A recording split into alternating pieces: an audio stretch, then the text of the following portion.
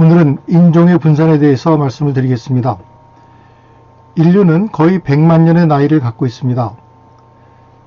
그 이야기의 전반부는 대략 유라시아의 행성영주 이전 시절에 해당합니다.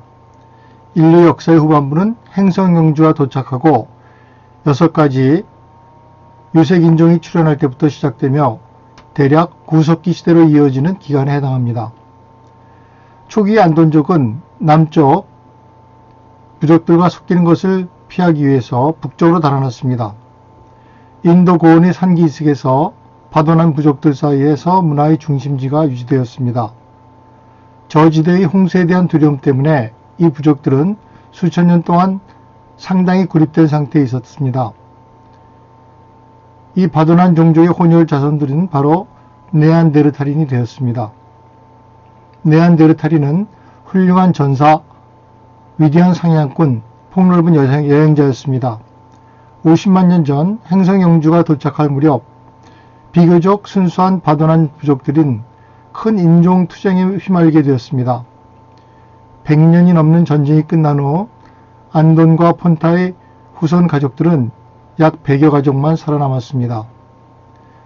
이 파도난족 가운데 한 남자와 여자가 햇빛 아래서 피부가 다양한 색으로 변한 비정상적으로 총명한 아이들을 낳기 시작했습니다.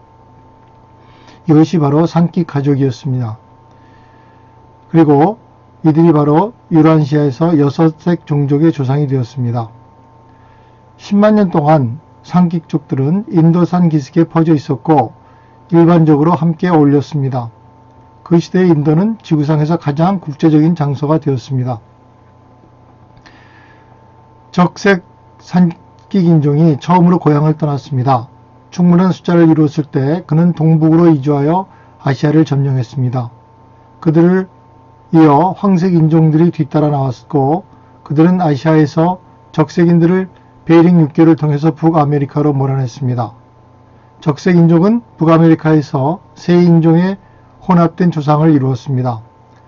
가장 큰 인종의 혼합은 오렌지인과 청색인의 조합이었습니다. 북아메리카에서 더 순수한 적색인들을 남겨놓고 이 인종들은 멕시코와 중앙아메리카로 함께 여행을 했고 거기서 그들은 결국 적색 인종과 황색 인종이 섞여 있는 무리와 합류했습니다. 이 여행한 인종들은 순수한 적색 인종들보다 덜 호전적인 새로운 종족을 이루었습니다. 5천년이 채 안 돼서 이 새로운 사람들은 세 집단으로 나뉘어 멕시코, 중앙아메리카, 남아메리카의 문명을 세웠습니다. 8만 5천 년 전 베링 육교가 가라앉았고 미 대륙의 적색 인종들은 고립되었습니다. 적색 인종은 산기 종족 중 처음으로 부족 정부를 발전시켰지만 내전과 부족 간 전쟁으로 거의 멸종 위기에 처하게 되었습니다. 황색 인종은 정착된 공동체를 세우고 그들의 생활을 농업에 기반을 둔 최초의 종족이었습니다. 그들은 적색 인종보다 지적으로 열등했지만 사회적으로나 집단적으로 다른 산기 민족보다 우월했습니다. 그들은 비교적 평화롭게 함께 살았습니다. 그들의 영적 지도자는 싱랑톤이었으며 그들은 그들에게 하나의 진리를 예비하라고 가르쳤습니다. 아시아에서는 적색 인종과 황색 인종의 자손이 동쪽 반도와 바다의 섬으로 이주했고 그들은 현재의 갈색인들입니다. 청색인들은 안돈족들의 흔적을 따라서 서쪽으로 유럽으로 갔습니다. 거기서 그들은 네안데르탈인들과 만났고 이 집단이 서로 섞여 네안데르탈인을 즉시 개선되도록 이끌었습니다. 청색인종은 적색인의 지성과 황색인의 감정을 가지고 있었습니다. 그들은 현대문명의 많은 예술을 발전시켰습니다. 청색인들의 도구, 뼈와 예술은 구석기 시대를 공부하는 사람들에 의해 유럽 전역에서 발견됩니다.